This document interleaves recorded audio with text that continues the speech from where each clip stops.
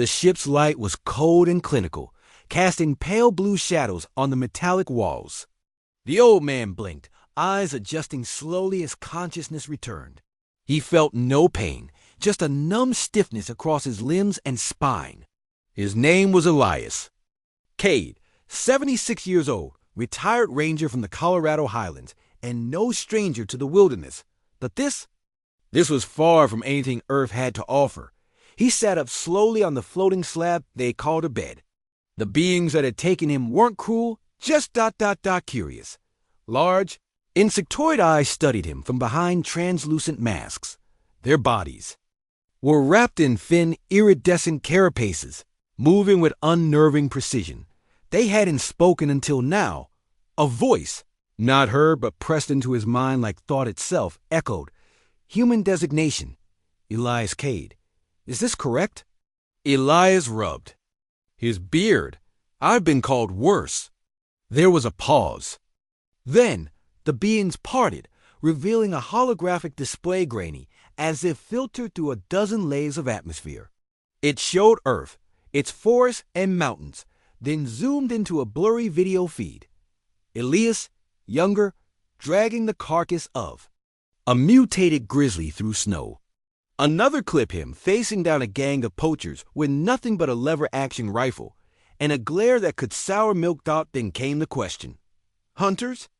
Elias's eyes narrowed. You folks doing some kinda research project? Kidnap an old man, show him his younger years like it's a rerun of Ranger Chronicles? What are you asking?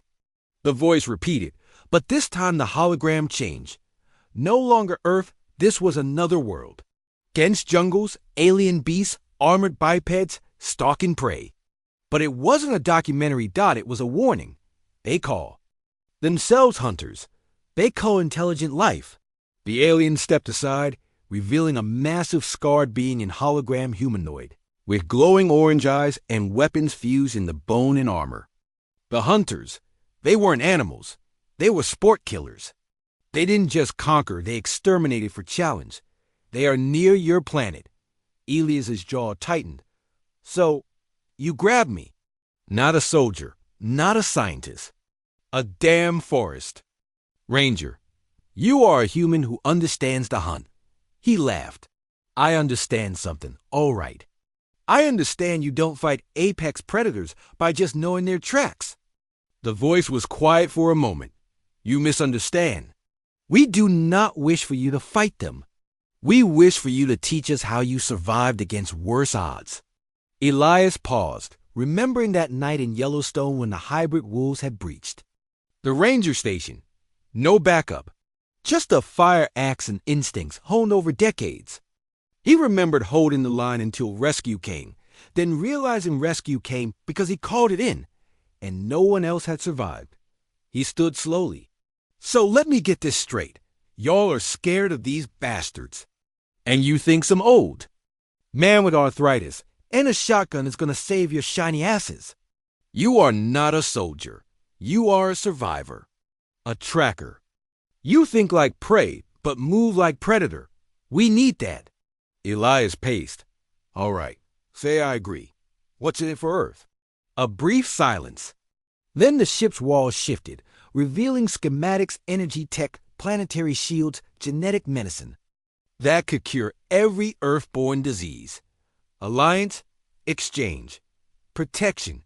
You become instructor. We protect your home. Elias didn't smile, but his fingers twitched as if feeling the worn grip of his old rifle. He stared at the image of the hunter warlord on the display. Hunters? He muttered again. Then he looked up, eyes suddenly sharper than they'd been in years. You ever got a grizzly that learned to open steel doors? No? Then you better listen close, Bugs. 3 days later, Elias stood in a simulated jungle crafted by the alien species, the Thalanari.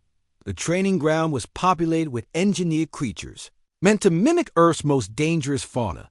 But the lesson wasn't in the animals' diet. Was in mentality. First rule, Elias barked at the alien trainees, many twice his size. You ain't gonna outrun a hunter. You ain't gonna outmuscle it. So you gotta outthink it, set traps, know the terrain, make 'em scared to breathe without checking their six. He kicked a pressure trigger disguised as foliage. A spike trap snapped shut with a hiss of steam. Rule 2. Hunters don't fear death. They respect it. That means they respect those who deal it well. You want them to hesitate. Make 'em think twice before stepping out of cover. The Thalaneri absorb every word like gospel. Their race had forgotten the old ways. They lived too long in sterile floating cities behind tech and comfort. Elias was dragging them back into the dirt, and they were grateful. One night, as Elias sat by a synthetic campfire more for atmosphere than heat, he was joined by the lead Thalaneri commander, a being named Sikora. You are different from the others of your species. Sikora said. Elias took a swig of the nutrient drink they insisted was just like Earth beer. It wasn't. Plenty like me back home. You just ain't been looking in the right places. Sikora looked toward the stars. The hunters have taken dozens of worlds. We assumed Earth would be no different, but you humans. You're unpredictable. Elias stood, stretching sore joints. That's 'cause you see war and strength. But our strength's not in ships or guns, it's in will. In refusing to stay down, even when the universe tells us to kneel. He tossed the empty can into the fire and stared into the artificial flames. You asked if I'm a hunter. I'm not. I'm the damn thing that shows up when the hunt goes too far. And when the hunters finally came, expecting an easy conquest of a backward blue planet, they were met with traps in orbit, ambushed from the forest, guerrilla strikes. From the shadows, and among them, walking slowly through the battlefield with nothing but a custom-forged plasma rifle and the patience of age, was Elias K. Not a soldier, not a warlord, just an old man who knew how to survive the worst, and who taught the galaxy that humans were never the prey.